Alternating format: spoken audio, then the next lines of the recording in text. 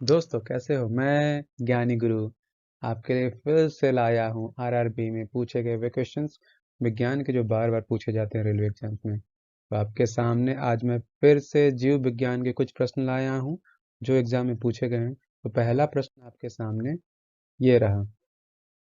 अस्थि से अस्थि को जोड़ने वाला उत्तक है। अस्थि से अस्थि को मतलब हड्डी से हड्डी को जोड़ने वाला कौन सा उत्तक होता है? पहला ऑप्शन आपके सामने स्नायु, दूसरा नस, तीसरा चर्बी और चौथा मज्जा। तो इसका सही उत्तर होगा स्नायु। तो ये आप जो पिक्चर देख रहे हैं इसमें देखिए, हड्डियों को हड्डी से जोड़ने का काम करता है स्नायु बंध अर्थात लिगामेंट इंग्लिश में कहते हैं इसे। और मसल्स मतलब मांसपेशियों को हड्डी से जोड़ने वाला काम टेंडन करता है। तो हड्डी को हड्डी से जोड़ने वाला होता है स्नायुबंध अर्थात लिगामेंट, और मसल्स को हड्डियों से जोड़ने वाला वो होता है टेंडन। अगला प्रश्न आपके सामने, बुद्धि के लिए जिम्मेदार मस्तिष्क का जो हिस्सा है, बुद्धि के लिए कौन सा मस्तिष्क का हिस्सा जिम्मेदार है? पहला ऑप्शन है सेरिब्रम, दूसरा सेरिबेलम, तीसरा मेरुरज्जु और चौथा कॉर्टेक्स। तो सही उत्तर होगा सेरिब्रम। मस्तिष्क के ये पीछे वाले हिस्से में होता है सेरिब्रम, जो आपके बुद्धि के लिए जिम्मेवार होता है। अगला प्रश्न आपके सामने, बृहद आंत्र शोषित करती है। बृहद आंत्र किस चीज को शोषित करती है? पहला ऑप्शन पानी, दूसरा प्रोटीन, तीसरा कार्बोहाइड्रेट और चौथा वसा। तो बड़ी आंत में किस चीज का शोषण होता है? उसका सही उत्तर होगा पानी। बाकी खनिज तत्वों का अवशोषण पहले ही छोटी आंत और बाकी अंगों में हो जाता है। अगला प्रश्न, मानव शरीर में अपेंडिक्स किस संरचना से जुड़ा है? बड़ी आंत, यकृत, पित्ताशय या उदर? तो अपेंडिक्स एक आपका अवशेषीय अंग है शरीर का, जिसका शरीर में कोई उपयोग नहीं होता है। तो ये शरीर के किस अंग से जुड़ी हुई है? बड़ी आंत, यकृत, पित्ताशय या उदर? तो इसका सही उत्तर होगा बड़ी आंत। ये देखिए पिक्चर, यहाँ पर बड़ी आंत से छोटा सा निकला हुआ पार्ट दिख रहा है, अपेंडिक्स जिसे इंग्लिश में कहते हैं। और ये यूजलेस ऑर्गन होता है हमारे बॉडी का। अगला प्रश्न, मानव वृक्क में निर्मित स्टोन प्रमुख रूप से रहता है क्या है? Calcium oxalate, sodium acetate, magnesium sulphate या कैल्शियम? तो इसका सही उत्तर होगा कैल्शियम ऑक्सलेट।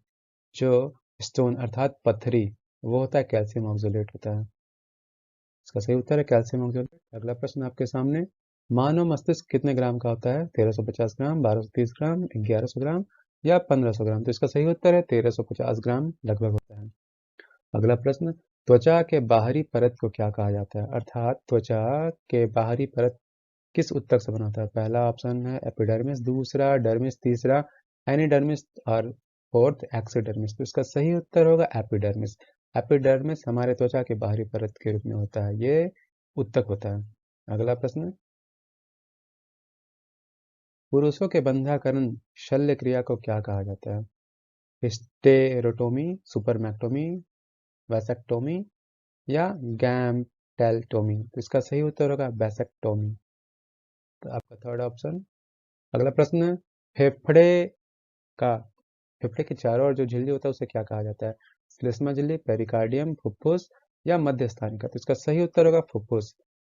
ये पिक्चर में देखिए, जो बाहरी आवरण है आपके दोनों लंग्स के साइड दिखाया जाता है, जिसको इंग्लिश में कहा जाता है प्लियोरल कैविटी। मनुष्य के फेफड़े दोहरी झिल्ली से ढके रहते हैं और इन्हीं को फुफ्फुसावरण भी कहा जाता है। तो अगला प्रश्न आपके सामने ये, मानव शरीर में किडनी किस तंत्र का भाग है?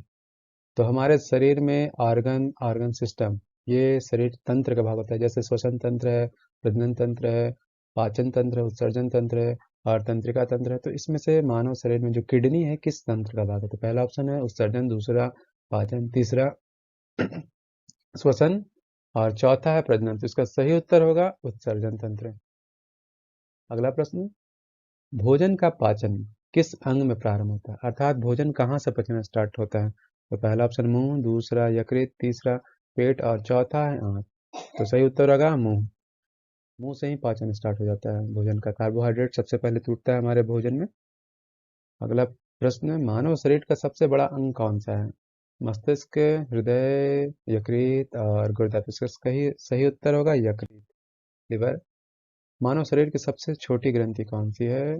पिट्यूटरी, लार ग्रंथि, थायराइड ग्रंथि, लिवर? तो इसका सही उत्तर होगा पिट्यूटरी ग्रंथि, जो आपके मास्टर ग्रंथि के नाम से भी जाना जाता है और ये मस्तिष्क के निचले हिस्से में पाया जाता है। अगला प्रश्न आपके सामने, पित्त का निर्माण कहाँ होता है? पित्त आखिर बनता कहाँ है? लिवर, दूसरा किडनी, तीसरा गॉल ब्लैडर, चौथा पेनक्रियास। तो इसका सही उत्तर होगा, पित्त बनता है लिवर में। ये गहरे हरे रंग का होता है या पीले रंग का होता है, जो पाचन में सहायक होता है।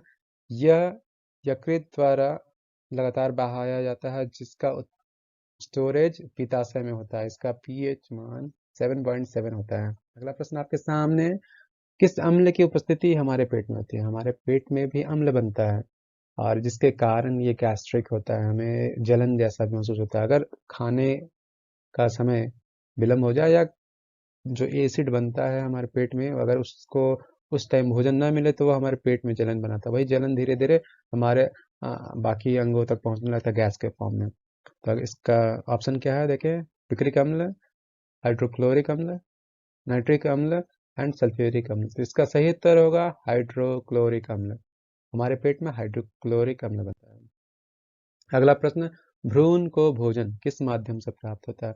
गर्भ में पल रहे बच्चे को भोजन किस माध्यम से प्राप्त होता है? तो पहला ऑप्शन है माता की धमनियों से, दूसरा गर्भाशय से, तीसरा गर्भनाल से और चौथा इनमें से कोई नहीं। तो इसका सही उत्तर होगा गर्भनाल से। भ्रूण को भोजन गर्भनाल से प्राप्त होता है। देखिए पिक्चर में ये आप गर्भाशय में बच्चा है और ये माता के गर्भाशय से जुड़ा हुआ कोशिका है, ऊतक है, वह है गर्भनाल। तो प्लेसेंटा इंग्लिश में कहते हैं इसे। इसी से भोजन मिलता है। अगला प्रश्न आपके सामने, इंसुलिन किस अंग से स्रावित होता है? इंसुलिन एक हार्मोन है जो हमारे शरीर में बनता है, जिसके अभाव में डायबिटीज, मधुमेह नामक बीमारी भी उत्पन्न होती है। तो यह किस अंग से स्रावित होता है? तो पहला ऑप्शन है पेनक्रियास, दूसरा पैराथायराइड, तीसरा यकृत और चौथा पिट्यूटरी। तो इसका सही उत्तर होगा इंसुलिन हमारे पेनक्रियाज से स्रावित होती है। तो देखिए पेनक्रियाज, ये जो इंसुलिन है पेनक्रियाज से स्रावित होती है और ये पेनक्रियाज के लैंगरहैंस द्वीपिका के बीटा कोशिकाओं से स्रावित होती है। और ये एक पेप्टाइड हार्मोन है जो अमीनो अम्ल होती है। आप देख सकते हैं इंसुलिन और ग्लूकागोन भी जो है पेनक्रियाटिक हार्मोन होता है। तो ये हार्मोन है जो आपको इंसुलिन के रूप में। मनुष्य को रोटी चबाने पर मीठा क्यों लगता है? पहला ऑप्शन है वसा शक्कर में बदल जाता है, दूसरा प्रोटीन शक्कर में बदल जाता है, तीसरा कार्बोहाइड्रेट शक्कर में बदल जाता है और चौथा इनमें से कोई नहीं। तो इसका सही उत्तर होगा रोटी में कार्बोहाइड्रेट था जो टूट कर शक्कर में बदल जाता है, ग्लूकोज में बन जाता है, बदल जाता है। निम्नलिखित में से कौन सा ऊर्जा उत्पादक है? प्रोटीन, कार्बोहाइड्रेट, खनिज तत्व, विटामिन। तो प्रोटीन का कार्य सेल डेवलप करना है और ऊर्जा देने का काम कार्बोहाइड्रेट का है। तो ये आज का वीडियो था, देखने के लिए बहुत बहुत धन्यवाद। अगर वीडियो अच्छा लगे तो प्लीज़ लाइक करें, सब्सक्राइब करें और शेयर करें अपने दोस्तों के साथ। धन्यवाद।